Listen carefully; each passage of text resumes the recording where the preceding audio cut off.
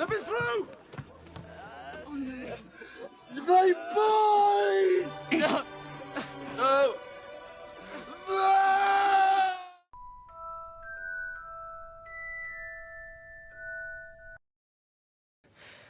When I was in the graveyard, there was a moment, when Voldemort's wand and mine sort of connected.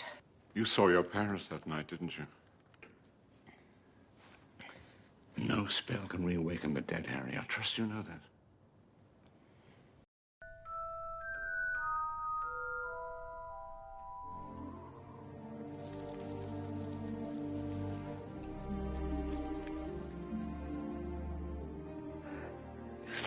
Merry Christmas, Hermione.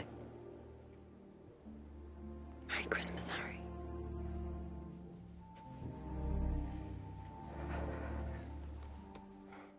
The Harry Potter series cannot be understood or appreciated apart from Jesus Christ. Not only does Christianity contribute so much to the rich symbolism of these stories, but there's a way in which Harry Potter doesn't even make sense apart from the historical fact of Jesus' life, death, and resurrection. And we can see this connection in a couple of different ways. The first point of connection is on the level of images or symbols. Now, many other authors have spent time showing these connections in detail, so we're not going to dwell on them here. The hippogriff, the unicorn, the griffin, and the phoenix have all been used to symbolize Christ at various points in Christian history. We'll delve more deeply into why that is in our next video in the series. There are, of course, also the not-so-lovable animals, like the snake, which in the book of Genesis is the form that the devil takes and is also the symbol of Slytherin House. The basilisk, the personal pet of Lord Voldemort, is the king of serpents. Certain characters in Harry Potter also seem to match biblical figures in interesting ways. The snake-like and supremely evil Lord Voldemort is a natural stand-in for Satan. And despite his love of monsters... Isn't he beautiful? Oh, bless him, look, he knows his mummy. ...and magnificent beard, Hagrid, like Mary, the mother of Jesus, is present at the beginning and ending of Harry's life.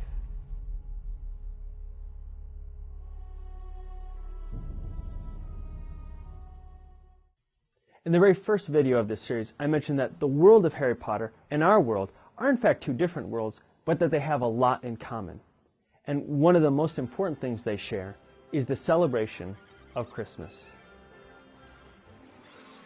Christmas is a central part of the Hogwarts school calendar, and the holiday is mentioned in the books 234 times. Harry, I think it's Christmas Eve. Christmas is a central reference point of time in Harry's world, just as it is in ours. How we measure the passing of life reveals what we think worth remembering. What we need to be constant in a constantly changing world. A world with Christmas is a world that has experienced and remembers anew the birth of the Son of God. Merry Christmas, Hermione. Jesus Christ in the flesh. Merry Christmas, Harry. And that living Christmas memory changes both life and death.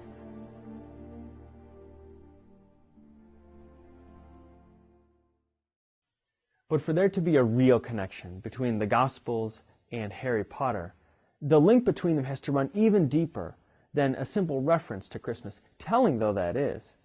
So we're going to compare Harry Potter to Jesus Christ, what they fought for, what they fought against, and why they were victorious.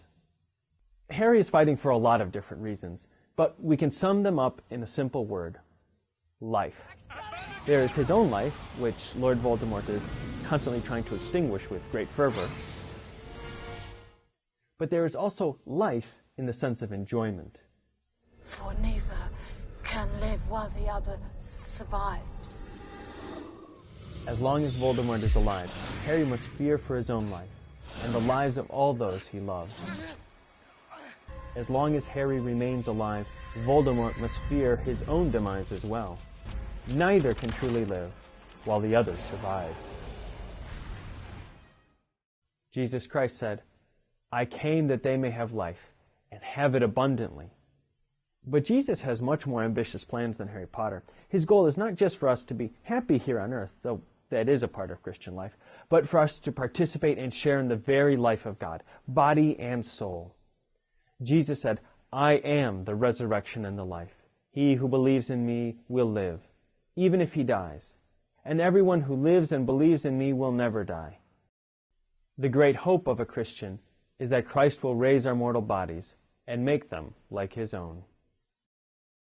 So Harry and Jesus both want to give their friends life, but Harry wants to give his friends human life, while Christ wants to give them a divine one. There's a tremendous similarity between Harry and Jesus in terms of what they fought against.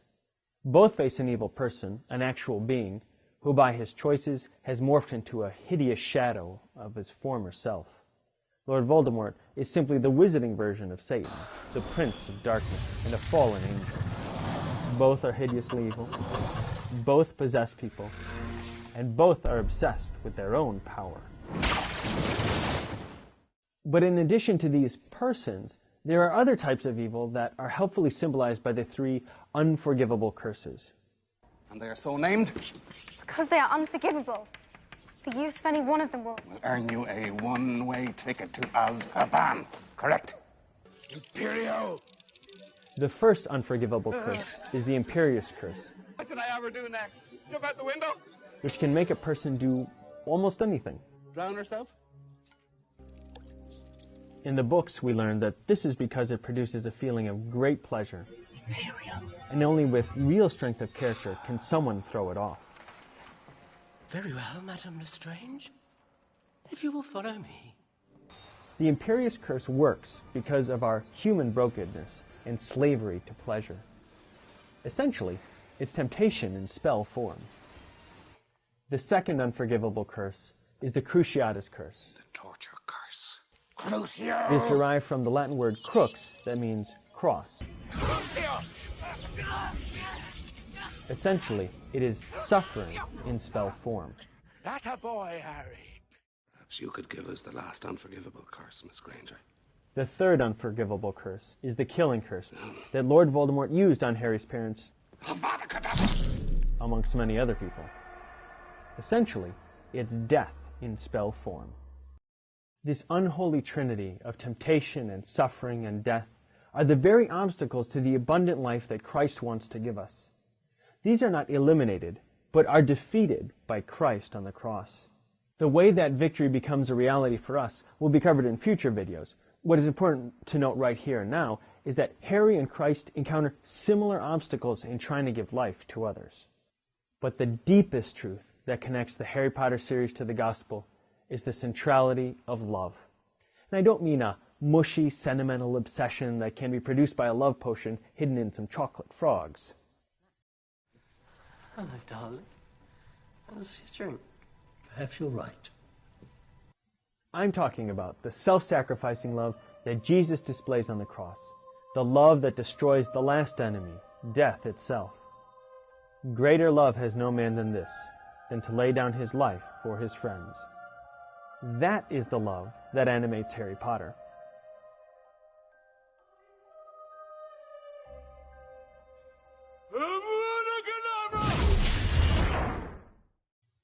Where did this crazy idea that love can defeat death come from, if not from the Gospel? Now, J.K. Rowling herself has admitted that her Christian faith shaped the writing of this story. But the deeper question I want us to consider is, could this story have been imagined if there was no Christmas and no Calvary? The answer, I think, is no. Buried deep in the metaphysics of Harry's world is the idea that love is old magic, a magic that can defeat even death itself. Without the historical fact of Jesus' own triumph over death that we see in the resurrection, the idea of love conquering all would seem like pure fantasy. But it isn't, because the power of love is rooted in the deepest truth, that God himself is love, a truth revealed on the cross when Christ stretches out his arms between heaven and earth. This forces us to ask one more very important question. Does Harry Potter need Jesus Christ? The answer is yes, for two important reasons. First, you can't get something from nothing. We do not create divine, self-sacrificing love. It's a gift that we receive, which we can then share with others. Rowling illustrates this truth by using Harry Potter's mother, Lily, who marked him with her love by her own death. But Lily needed to get her love from somewhere. And if you keep tracing it back and back and back, you'll find its origin, like all good things, in the very God who is goodness itself. The second reason that Harry needs Jesus Christ is because Jesus, unlike Harry, definitively defeats the evils of temptation and suffering and death. Harry's sacrifice buys him and his friends a reprieve for a time, but it buys no lasting peace. Hearts are still subject to temptation and cruelty. The shadow of death still hovers over the earth. And though Lord Voldemort is dead, another could arise and take his place. Christ promises eternal life to those who follow him, and proves by his cross that we are loved, and so we can love in return. I have to do this. He's gonna kill me. And by that love defeat the hatred and fear and wrath that fill our hearts with darkness.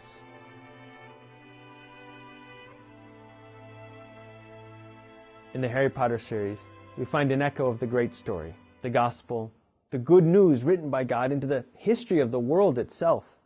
Just as the cross proves God's love, Christ's resurrection from the dead proves God's power to keep his outlandish promises. In my next video, we'll take an even closer look at who Jesus Christ is. How did God become man? And how does this relate to the magic in Harry Potter's world? Please visit preachingfriars.org to see all my videos. And remember to read lots, pray more, and keep the faith.